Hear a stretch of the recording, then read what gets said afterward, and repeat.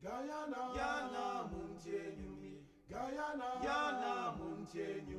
greet you in whatever greeting you use, whether it's a hail, a rahbat, whether it's a salam, whatever it is, greetings are welcome. So every year we do this, and it's becoming competitive in a way. So this year we decided to give a presentation or a lecture on something that you may not have heard of before, something that you may not have known until now. And what is that thing? It's basically that in this land of Guyana, the history of emancipation is well known. Any school child can quote it to you. Any rum shop historian is able to give you a very good breakdown of what happened in this country surrounding emancipation. But what is not being spoken of, what is not being elaborated on, is the immigration of Africans after emancipation to Guyana. So there are people right here, right now, that are descendants of people from West Africa that came to this place of their own free will and accord. One such event is the event of the immigration of the Kru people to Guyana. There's a set of people in West Africa from Liberia known as the Kru tribe. And the way they spell this Kru is K-R-U. And these Kru people are famous. They're famous for not being captured. You could not capture a Kru person and enslave them. It was very difficult because they fought. And if they were captured, then they killed themselves. And if they saw you as a Kru person that you weren't willing to do it, they would do it for you. So you didn't have Kru people in part of the count of slave. They said, well, we received this much from Angola, and we received this much from Sierra Leone, and we received this many Akan, and we received this many Congo. You won't find a count of Kru people because they were considered vicious. The next thing is the Kru people were masters of the sea. So they weren't afraid of the white man's technology, his cruise ships and his sailing ships and his slave ships. They knew exactly how they worked because they were sailing people for a very long time. So if these people never really participated in the slave trade, how did so many arrive in Guyana? Well, again, they came of their own free will, but how and why? These Kru people, which some of you here share that same bloodline, these Kru people came after emancipation. You're now being so-called emancipated, but the plantation is still sitting there. The fields are still sitting there. The work is still sitting there. So the British government, in collaboration with others, decided to open up Guyana for immigration of Africans. And many came. Many came, up to 13,000 Africans, not a small number for this time that you're talking about, which is the 1840s. 13,000 people makes up a good portion of the population. So it's recorded that within a 10-year or so span that you had 13,000 people come from West Africa. So the Kru arrived because they entered into a deal with the British government that they would come here, work for 5 years, and return back to Liberia. And not only that, the government promised them that they would pay half of the passage returning back to Liberia, because the Kru man was working for, in those days, you're dealing with sterling, pounds, dollars, right? So a few dollars was considered a lot of money back then. So to get to the point of this whole thing is about cooperative economics. And we're going to show how the Kru people of Liberia affected the cooperative economics of Guyanese people. Not only that, how it affected Guyanese people's attitudes. Because when the Kru people arrived here, they, in history, is noted that they found the Guyanese Negroes to be very strange, because they were in a docile position. They weren't as rambunctious as the Kru. Remember, the Kru they wouldn't even enter into slavery. So by the time they came over here to Guyana, they found the behavior of us to be very strange. There's an incident that happened on the East Coast. Some Kru people went to work on plantations. Others worked on the wharfs. Others worked in the rivers because they were expert in anything that has to do with a river or a wharf. But the ones that went to work in factories on the East Coast, there is an incident where they were not paid for 2 months. The people, the workers of the factory decided, we're going to strike until we get paid. The crew people said no. And we're going to kill until we get paid. So it's a different kind of attitude you're dealing with the crew people that came from Liberia. And not only that, they brought with them a fresh round of African science that you consider opiate today. And they brought this science with them, especially to Berbice. And there was an opium war right here in Guyana that you won't find really explained in the history books. A war broke out between the Christian church and the practitioners of the traditional knowledge. And history has it written that the practitioners of the traditional knowledge won. Why? Because they have found evidence of Christian preachers going to opium men to get magic to fight other opium men. You follow? So that means you lost. Because you can't come to this guy that you're fighting to fight the same guy you're fighting, right? So the Kru people are very unique when it comes to the history of Guyana. Many people came as workers, as immigrants. You have the Mende people.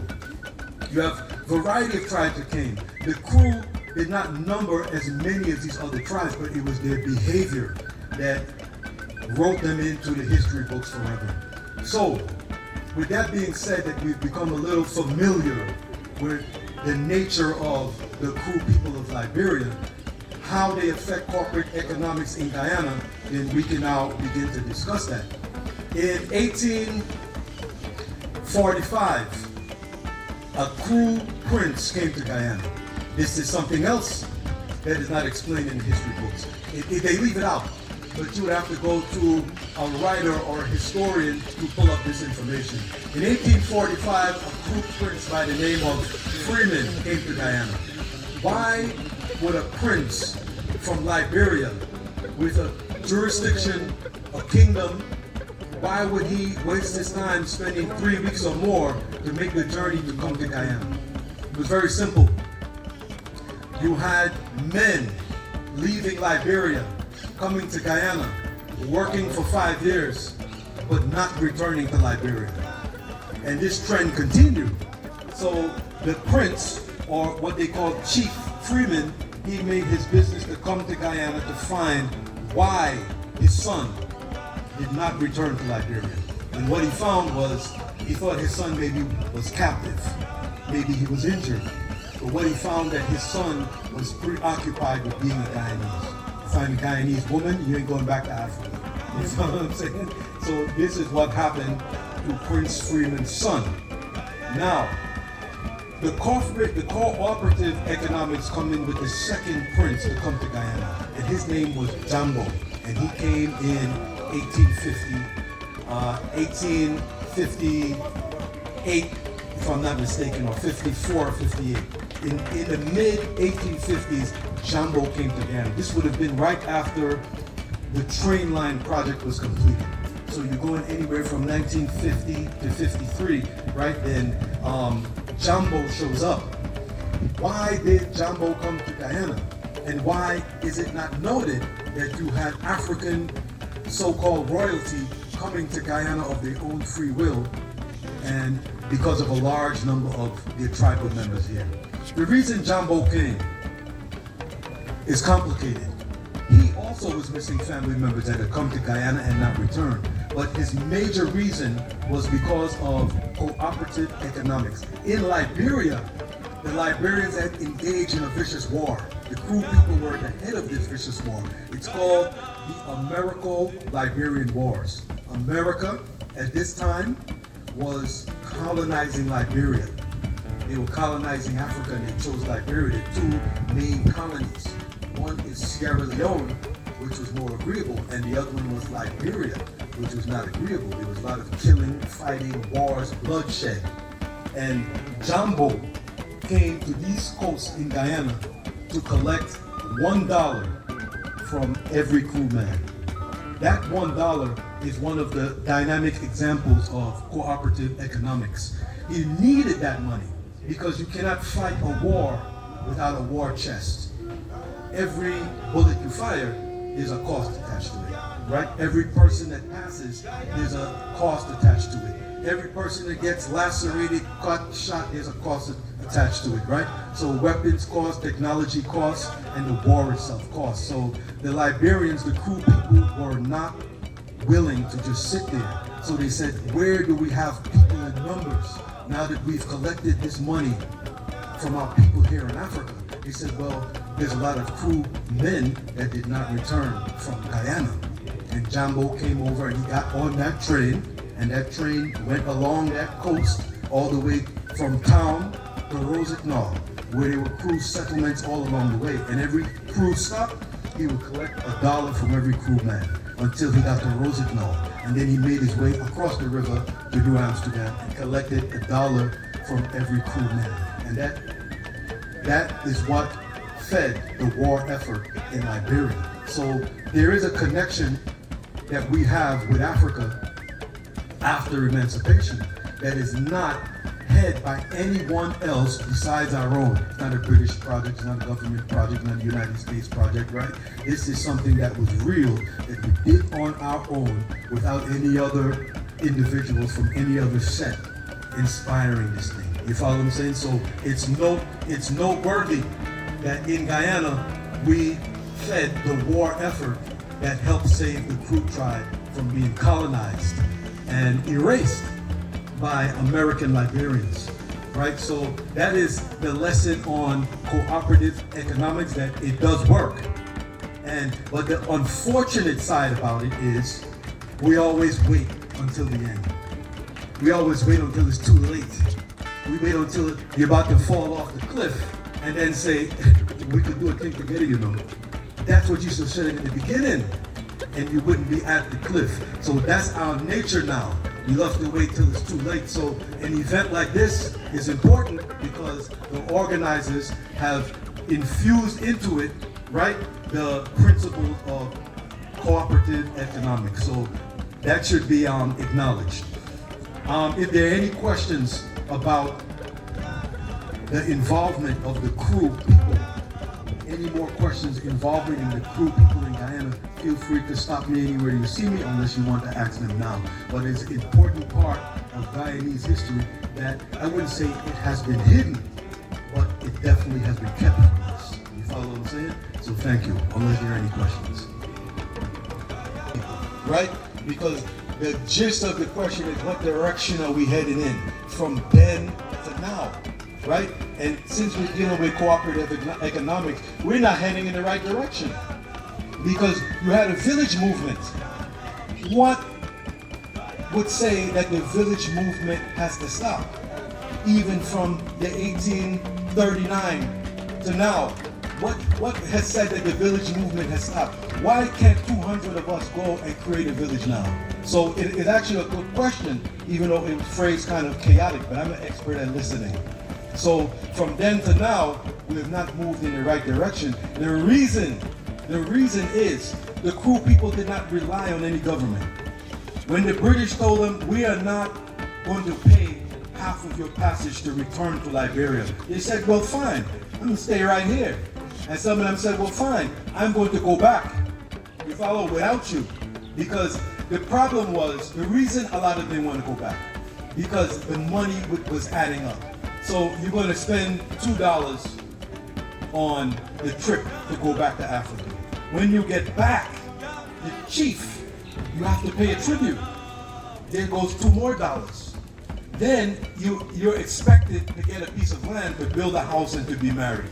So by the time you do those simple works or those great works, the money you spent making in 5 years is practically gone. So a lot of people looked at it and said, why go back when I can stay here and become a part of this place? I already have a woman, already have land, we've already secured villages through cooperative economics. So why would I return? Many people return to Liberia because they had boys.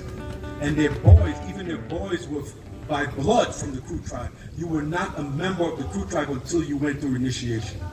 So a lot of them took their boy child back to Liberia in order to make them crew through the rituals. You follow what I'm saying? So we have definitely moved in the wrong direction because we are relying on other people outside of ourselves. We're relying, well, the government is going to take care of it. At that time, there was no real government. They thought not a developed government. So you had to do for yourself. And that's why we're in the situation we're in today. We don't believe in something that worked for us.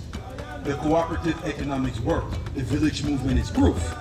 But we don't believe in it anymore. Because some way down the line, we know somebody's going to give us 25,000, a 35,000, maybe even a 50,000, handout. But it's not going to solve your problem because there's nothing more powerful than having your own. Where you could say, well, listen, we don't need it, keep it. And we will deal with you the way how we want to deal with you instead of how we have to deal with you after collecting our own money from you, right? So cooperative economics is pivotal. And if we can't learn that lesson, then we just have to pay the price, right? So in your studies, always remember that outside of the Akan people, outside of the Ashanti people and all these other people they teach us, which we are too, right? You also had the Kru people who also became a part of the Guyanese population, and they never at any point went through the rigors of slavery, so their genes are a little different. You follow? Because the experience of forced labor and these things, it has an effect on your psyche, it has an effect on your genes. There's damage that occurs, there's changes that occurs. This has been explained by geneticists, right? 1, 2, 3, 400 years, because their genes work in sets of 4, and they know this. So after 400 years, you're actually a different person. That's why there's no such person on the planet as the so-called African American. It's actually a different strain of Negroid because of their experience. After all, you are the sum total of all your experiences. That's who they say we are, right? So always keep in mind that there were a group of people that came to Guyana of their own free will and changed it forever because of their temperament, right? Thank you.